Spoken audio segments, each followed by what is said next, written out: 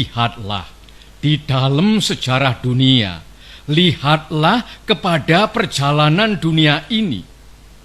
Banyak sekali negara-negara yang merdeka, tetapi bandingkanlah kemerdekaan negara-negara itu satu sama lain.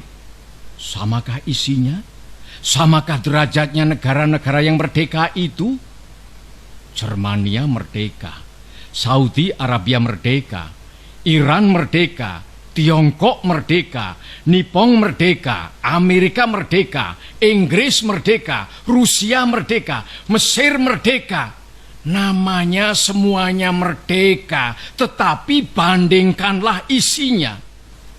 Di dalam tahun 33 saya menulis satu risalah. Risalah yang bernama Mencapai Indonesia Merdeka. Maka di dalam risalah tahun 33 itu telah saya katakan bahwa kemerdekaan, politik onafhankelijkheid, political independence tak lain dan tak bukan ialah satu jembatan emas. Saya katakan di dalam kitab itu bahwa di seberangnya jembatan itulah kita sempurnakan kita punya masyarakat. 2 miliun pemuda ini menyampaikan seruan pada saya. 2 miliun pemuda ini semua berhasrat Indonesia merdeka sekarang. Saudara-saudara, tadi saya berkata ada perbedaan antara Soviet, Rusia, Saudi Arabia, Inggris, Amerika, dan lain-lain tentang isinya. Tetapi ada satu yang sama, yaitu rakyat Saudi Arabia sanggup mempertahankan negaranya. Kalau bangsa kita, Indonesia, walaupun dengan bambu runcing, saudara-saudara semua siap sedia mati mempertahankan tanah air kita Indonesia. Pada saat itu bangsa Indonesia adalah siap sedia masak untuk merdeka. Di dalam Indonesia Merdeka, kita melatih pemuda kita agar supaya menjadi kuat. Di dalam Indonesia Merdeka, kita menyehatkan rakyat sebaik-baiknya. Inilah maksud saya dengan perkataan jembatan. Di seberang jembatan emas inilah baru kita leluasa menyusun masyarakat Indonesia merdeka yang gagah, kuat, sehat, kekal, dan abadi. Saudara-saudara, saya bertanya, apakah kita hendak mendirikan Indonesia merdeka untuk sesuatu orang, untuk sesuatu golongan? Mendirikan negara Indonesia merdeka yang namanya saja Indonesia Merdeka, tetapi sebenarnya hanya untuk mengagungkan satu orang, untuk memberi kekuasaan kepada satu golongan yang kaya, untuk memberi kekuasaan pada satu golongan bangsawan.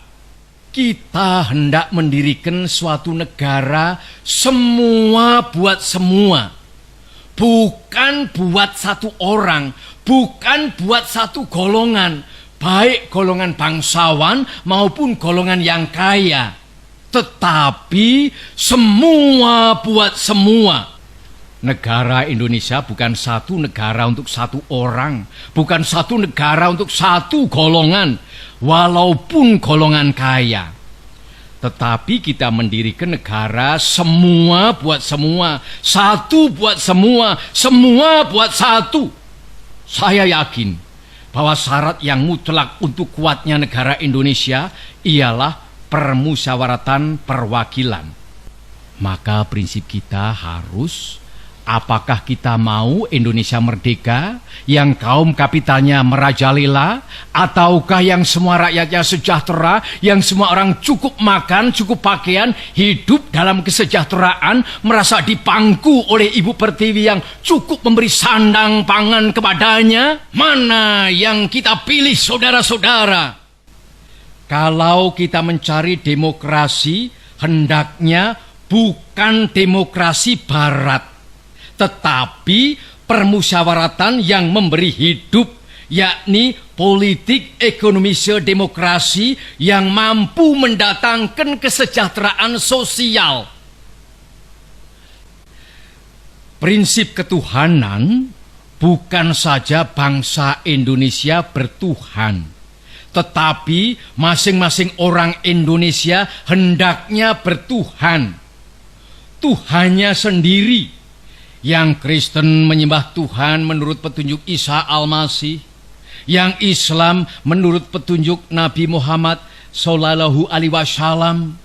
Orang Buddha menjalankan ibadatnya menurut kitab-kitab yang ada padanya. Tetapi marilah kita semuanya bertuhan. Hendaknya negara Indonesia ialah negara yang tiap-tiap orangnya dapat menyembah Tuhannya dengan cara yang leluasa. Segenap rakyat hendaknya bertuhan secara kebudayaan, yakni dengan tiada egoisme agama. Dan hendaknya negara Indonesia satu negara yang bertuhan. Marilah kita amalkan, jalankan agama baik Islam maupun Kristen dengan cara yang berkeadaban. Apakah cara yang berkeadaban itu? Ialah hormat menghormati satu sama lain. Saya senang kepada simbolik. Simbolik angka pula.